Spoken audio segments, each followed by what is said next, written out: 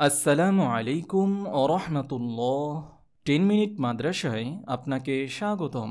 আজ আমরা জানব যেসব আমলে জীবন সুন্দর হয়। নম্বর 1, খুব ভোরে ফজরের সময় ঘুম হতে জাগ্রত হন। দিনের অগ্রভাগের প্রফুল্লতা ও উদ্যমতাকে কাজে লাগান। প্রত্যুষের অবারিত বরকতকে নিজের করে নিন। কতই না চমৎকার সেই দৃশ্য।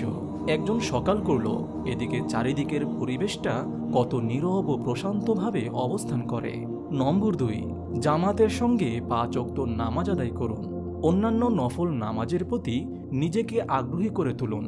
দোয়া, জিকির ও কোরআন তেলাওয়াতে নিজেকে অভ্যস্ত করুন। নম্বর 3, আল্লাহর ওপর আপনার অবারিত নিয়ামত ও অনুগ্রহকে স্মরণ করুন। তারপর বুক ভরে দয়াময় আল্লাহর শুকরিয়া আদায় করুন। সর্বদা ইতিবাচক ধ্যান ধারণা ও সুপ্ত মনোভাব নিজের ভেতর লালন করুন। নম্বর 4, সদা প্রফুল্ল ও হাস্যোজ্জ্বল থাকুন। অন্যের হৃদয়ে আনন্দ বিলিয়ে দিন। মুস্কি হাসিটা যেন মুখে লেগেই থাকে আপনার, কারণ এটি চেহারার শোভা। তাছাড়া একটি নির্মল হাসি ব্যক্তির ব্যক্তিত্বকেও আকৃষ্ট করে। নম্বর 5, নিজের ভেতর জমে থাকা যত চিন্তা দুশ্চিন্তা আছে সবকিছুকে ঝেড়ে ফেলুন। সকল নেতিবাচকতা হতে যোজন যোজন দূরে থাকুন। কখনো কোনো মন্দ বা খারাপ সংবাদ প্রচার করতে যাবেন না। যে কোনো দুর্ঘটনা, নিহতের সংবাদ কিংবা এ জাতীয় গোলযোগপূর্ণ খবরের প্রতি দৃষ্টি দেবেন না, কারণ এটি আপনাকে ধীরে ধীরে অসুস্থ এমনকি আতঙ্কিত করে তুলবে। নম্বর 6, যে কোনো কথা বলতে কিংবা কারো কোনো কথার উত্তর দিতে ধীরস্থিরতা অবলম্বন করুন। কখনো কোনো কাজে তাড়াহুড়া করতে নেই, কারণ দ্রুততা ব্যক্তিকে লজ্জিত করে। যে কোনো সিদ্ধান্তে পৌঁছতে কিংবা সমস্যা মোকাবেলায় গভীর ভাবনা, ধীরতা, ধৈর্য ও বুদ্ধিমত্তার পরিচয় দেওয়া চাই। নম্বর 7, অপরের প্রতি তার ব্যবহারে সদা কৃতজ্ঞ হন, এমনকি এটিকে নিজের নিত্য অভ্যাস করে নিন।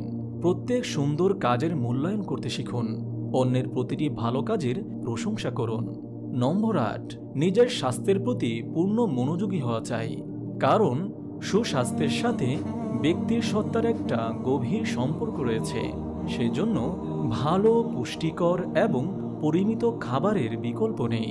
নম্বর 9, প্রতিদিন এরূপ করে যেন আপনার অতিবাহিত হয় যেন আপনি নতুন কোনো কিছু জেনেছেন বা শিখেছেন। তাই নিত্য আপনার জ্ঞানের ভাণ্ডারকে সমৃদ্ধ করুন। নম্বর 10, বড় ছোট যে কোনো বিষয়কেই গুরুত্বের চোখে দেখা চাই। কারো কথা শুনেছি তো মনোযোগের সাথে শোনা চাই। আপনার এই চুপ থাকা কিন্তু আপনাকে জ্ঞান ও প্রজ্ঞার এক ভিন্ন পরিচয়ে আসীন করে।